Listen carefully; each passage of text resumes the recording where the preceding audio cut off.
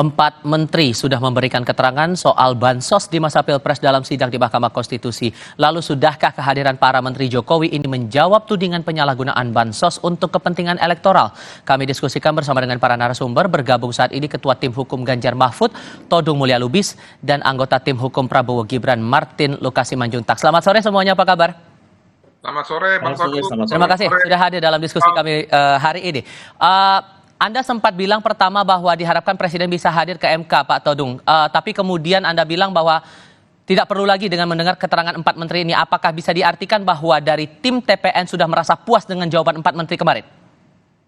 Ya memang ada yang mengusulkan supaya langsung Presiden Jokowi saja yang dihadirkan. Tapi saya termasuk orang yang berpendapat bahwa kehadiran empat menteri itu sudah cukup ya. Karena keempat menteri ini kan juga pembantu-pembantu Presiden. Ya, saya tidak mau ya membawa ya kasus ini ke level yang lebih tinggi karena empat menteri ini adalah empat menteri yang cukup menjalankan tugasnya sebagai pembantu-pembantu Presiden. Ya. Pertanyaan Anda ya apa ya sebetulnya nih? Jadi ada pernyataan-pernyataan dari para menteri kemarin di kesaksian itu yang dirasa sudah cukup menjawab tudingan-tudingan yang didalilkan. Sebetulnya para menteri ini kan bicara normatif, ya. Dan kalau dari segi normatif, saya kan tidak ada masalah dengan pernyataan menteri tersebut. Tapi kan bukan itu isunya. Kita tidak mendapat jawaban-jawaban dari para menteri yang hadir di sidang MK kemarin. Kenapa penyaluran bansos itu dilakukan misalnya saat-saat menjelang Pilpres misalnya. Kenapa kunjungan Presiden begitu banyak dilakukan ke Jawa Tengah misalnya. Ini hanya salah satu saja, ya, atau salah dua dari poin-poin yang kita tanyakan. Nah, jadi soalnya bukan soal dasar hukumnya perlinsos atau bansos, ya. Soalnya bukan soal bagaimana program itu sudah didesain sejak lama. Kita setuju dengan program itu. Yang persoalkan adalah timing dan distribusi yang dilakukan terhadap target-target grup atau sasaran-sasaran yang diarahkan oleh bansos ini. Nah, itu yang menjadi persoalan kita dalam kasus bansos ini. Jadi bukan soal dasar hukumnya, bukan soal bahwa itu sudah masuk APBN, kita setuju saja karena kita tidak anti bansos. Nah misalnya, saya kasih contoh ya, Menko Perekonomian Airlangga, dia mengatakan kemarin semuanya udah inline dengan undang-undang, dengan program yang disiapkan oleh pemerintah, dengan APBN, saya setuju. Tapi kan dia tidak menjawab kenapa dia misalnya menggunakan bansos itu dalam kampanye dan menyebut dan mengatribusikan itu kepada Jokowi. Nah ini satu hal yang saya kira perlu dijawab oleh para menteri, termasuk oleh saudara Erlangga Hartarto. Nah saudara Zulkifli Hasan itu juga melakukan hal yang sama. Seolah-olah bansos itu adalah ya kebijaksanaan dan kedermawanan Jokowi sebagai presiden.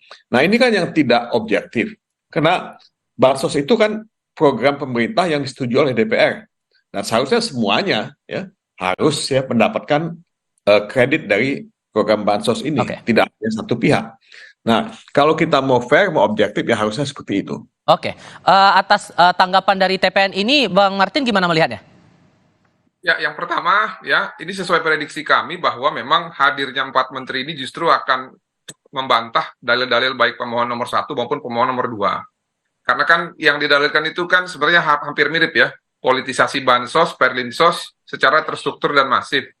Nah, kemarin sudah dijelaskan baik dari anggaran ya oleh Menteri Keuangan, penganggaran itu sudah jauh dilakukan di awal tahun 2023 dan disetujui anggarannya September sebelum sebelum putusan MK nomor 90 dan juga sebelum Pak Prabowo dan Gibran itu mendaftar sebagai capres dan cawapres.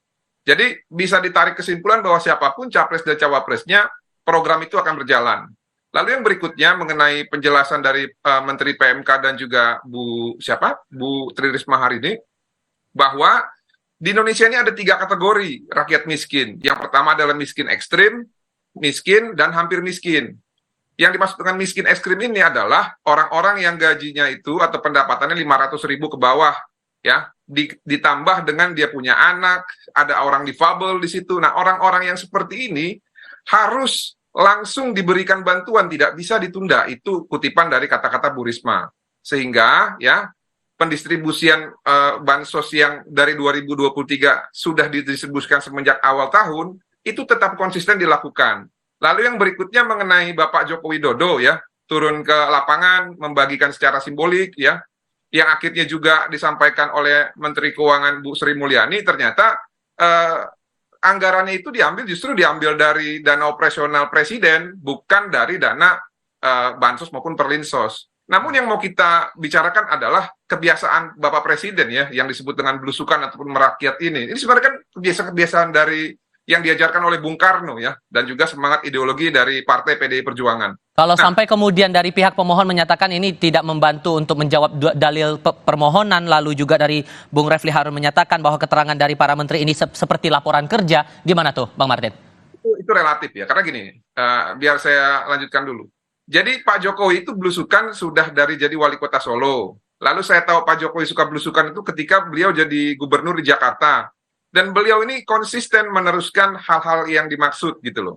Nah, di 2021 itu kan ada COVID-19 ya, dan juga setelahnya ada yang namanya badai El Nino, yang akhirnya ya secara penelitian BMKG memprediksi bahwa badai El Nino itu akan bertahan setidaknya sampai dengan April 2024. Nah, didasarkan dengan hal-hal tersebut, Pak Jokowi ini ya sekaligus kunjungan kerja, beliau juga merakyat dengan memberikan secara simbolik. Ya menurut saya itu sah-sah saja ya. Atau juga kalau itu yang disoal, kenapa di luar negeri itu tidak ada bansos, Prabowo Gibran menang ya. Di Sumatera Barat, di Aceh tidak ada ada bansos juga tetap aja kita kalah gitu ya. Lalu ada 42 PJ kepala daerah di Indonesia ini yang dikuasai oleh Partai PDI, PKS, PKB, dan Nasdem, kita pun juga menang tebal. Jadi kurang relevan rasanya tuduhan politisasi bansos dan juga penggunaan pelaksana jabatan kepala daerah sebagai instrumen kemenangan dari Prabowo Gibran gitu loh. Jadi kami senang ya bahwa kehadiran 4 menteri ini mematahkan seluruh dalil-dalil terkait politisasi bansos. Terima kasih. Pak Todung, sampai dibilang oleh Bung Refli bahwa keterangan dari para menteri ini sebatas seperti laporan kerja. Anda juga merasa demikian? Ya, saya katakan tadi dengan menggunakan istilah normatif, karena memang kita tidak mendapatkan jawaban dari keempat menteri ini. Ya, kita tidak mempersoalkan apakah dana bansos yang masuk dalam APBN itu diputuskan jauh sebelum penetapan calon misalnya paslon ini.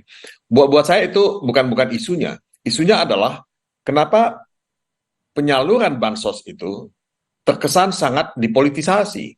Apakah itu oleh Presiden Jokowi langsung, apakah itu oleh menteri-menterinya. Nah, memang kemarin itu ada penjelasan dari Menteri Keuangan bahwa itu bukan dana bansos, itu dana operasional Presiden. Nah, ini pertama kali kita mendengar ada penjelasan semacam ini. Karena selama ini kan kita taunya itu dana bansos, ya. Dan Presiden juga, ya, saya kira sangat ya mengadvokasi bansos dan kita setuju itu. Tapi kan momentumnya, timingnya, kemudian sasaran penerimaan bansos itu dua isu yang tidak terjawab. Nah, Hakim MK Arief Hidayat menanyakan, apakah dalam rapat terbatas kabinet ada pertanyaan-pertanyaan atau pernyataan-pernyataan yang aneh-aneh. Nah, kenapa Hakim Arief Hidayat mengatakan seperti ini? Karena dia mencurigai ada sesuatu di balik penyaluran bansos ini. Nah, sesuatu itu apa? Sesuatu itulah yang kita sebut sebagai politisasi. Kita tidak membantah bahwa di negara lain juga ada program semacam bansos, tapi tidak sepenuhnya comparable, tidak compatible juga. Ya, saya tahu bahwa di Thailand ada bansos, ya, di Malaysia, di Filipina juga ada bansos, tapi tidak seperti yang kita hadapi di Indonesia. Di Indonesia ini bansos itu begitu kental politisasinya. Ya, kalau saya mengatakan bahwa bansos itu sejak dulu ada, emang zaman SBY juga ada bansos itu. Tapi belum pernah ada politisasi seperti sekarang ini. Dan coba kalau dilihat jumlahnya, 496,8 triliun. Itu jumlah yang paling besar. Plus 5% automatic adjustment yang diambil. Nah, ini kan gede sekali, jadi 540 sekian triliun. Sehingga dari pernyataan 4 menteri kemarin itu sama sekali tidak ada pernyataan pamungkas yang mungkin bakal dikuatkan lagi pendalilannya dalam sidang berikutnya di tanggal 16 April, Pak Todong. Saya heran kenapa para menteri itu tidak menjawab pertanyaan Hakim Mahkamah Konstitusi Arief Hidayat. Ya, menurut saya itu penting ya untuk mendapatkan klarifikasi, mendapatkan kejelasan apa yang terjadi pada rapat-rapat kabinet terbatas seperti itu. Buat saya, bansos itu kita setuju, tapi banyak pertanyaan yang tidak dijawab dengan kehadiran 4 menteri itu. Ini yang buat saya tetap menjadi masalah, dan kami akan tetap pada pendirian kami seperti yang kami tulis dalam permohonan PHPU kami, bahwa politisasi itu terjadi. Dan kalau kita melihat, kami punya saksi, Bu. Saksi kita itu memberikan penjelasan bahwa mereka itu diarahkan untuk memilih paslon 02. Oke. Karung beras yang dibagikan kepada pemilih-pemilih itu udah ada gambarnya Prabowo dan Gibran. Nah, itu fakta yang diungkapkan di depan persidangan.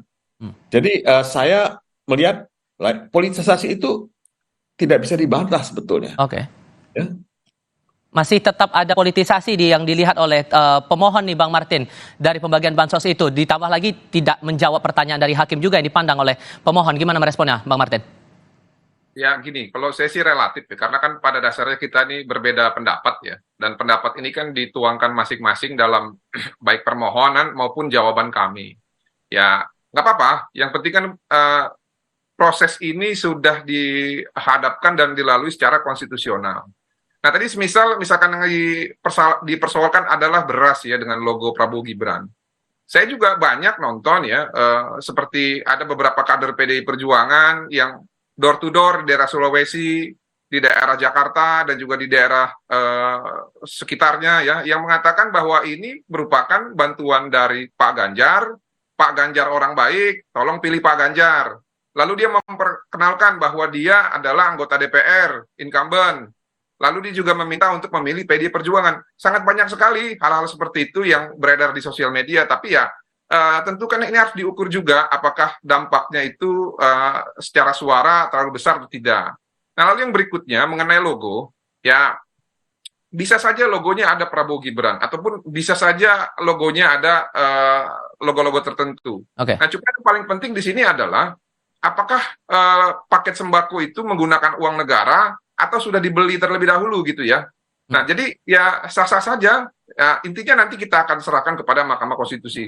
Nah, tadi terkait yang disampaikan Pak Todung ya mengenai Pak Erlangga bagi-bagi itu menyebut nama presiden, lalu Pak Zulkifli Hasan juga dituduh melakukan hal yang sama.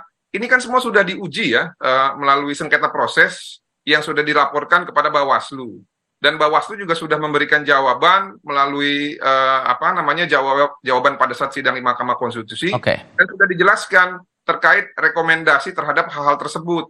Ada yang memang melanggar peraturan tapi bukan peraturan pemilu, ada yang tidak cukup bukti sehingga tidak memenuhi syarat material, ada yang tidak memenuhi syarat formil. Nah, sebenarnya kalau kita mengacuannya itu aja Bang Tifal. Jadi kita optimis bahwa TSM terkait politisasi bansos dan juga TSM terhadap abuse of power itu nantinya kami sangat optimis tidak akan terbukti dalam permohonan nomor 1 maupun permohonan nomor 2. Tapi yang jelas proses sidang masih akan berlanjut nanti di tanggal 16 April 2024. Pak Todo Mulya Lubis, terima kasih. Bang Martin Lukasimanjuntak juga terima kasih sudah hadir dalam diskusi kami. Selamat sore semuanya.